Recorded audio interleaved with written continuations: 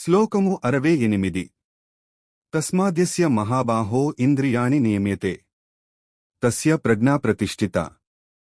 అందుకే ఓ అర్జున, ఎవరు తమ ఇంద్రియాలను నియంత్రణలో ఉంచుతారో వారి జ్ఞానం స్థిరంగా ఉంటుంది. శ్లోకము 69 యా నిశా సర్వభూతానాం తస్యాం జాగర్తి సంయమి యస్యాం జాగృతి భూతాని సా నిశా పశ్యతో మునేహ. సాధారణ మనుషులకి రాత్రి లాంటిది, అంటే అవగాహన లేని అజ్ఞానమైన స్థితి. ఆ స్థితిలో జ్ఞానులు మేల్కొని ఉంటారు. మరియు సాధారణ ప్రజలు మేల్కొని ఉండే విషయాలు. జ్ఞానికి అవి రాత్రి లాంటివి, అంటే విలువలేని చీకటి విషయాలు. శ్లోకము 70 ఆపూర్యమాణమచ్ల ప్రతిష్టం సముద్రమాపః ప్రవిశంతి యద్వత్ తద్వత్ కామా యం ప్రవిశంతి సర్వే స శాంతిమాప్నోతి న కామకామి.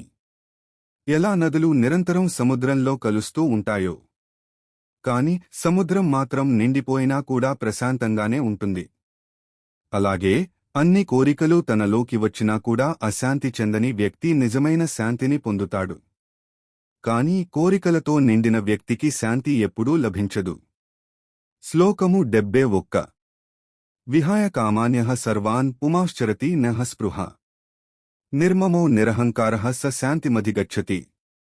ఎవడు అన్ని కోరికలను విడిచిపెట్టి ఏదీ నాది అనే భావం లేకుండా, అహంకారం లేకుండా, ఆసక్తి లేకుండా జీవిస్తాడో అతడే నిజమైన శాంతిని పొందుతాడు. శ్లోకం 72 ఏషా బ్రాహ్మీ స్థితః పార్థ నైనాం ప్రాప్య విముహ్యతి స్థిత్వాస్యామంతకాలేపి బ్రహ్మనిర్వాణమృచ్ఛంతి. ఓ అర్జున, ఇది బ్రాహ్మీ స్థితి, అంటే పరమాత్మతో ఏకమయ్యే పూర్తి శాంతి మరియు జ్ఞానంతో నిండిన స్థితి. ఈ స్థితిని చేరినవాడు ఇకపై మాయలో పడడు, గందరగోళానికి లోనుకాడు. అతడు జీవితాంతం ఈ స్థితిలో నిలిచి ఉంటే దైవసాక్షాత్కారం పొందుతాడు. తాత్పర్యం. అధ్యాయం 2 సారాంశం.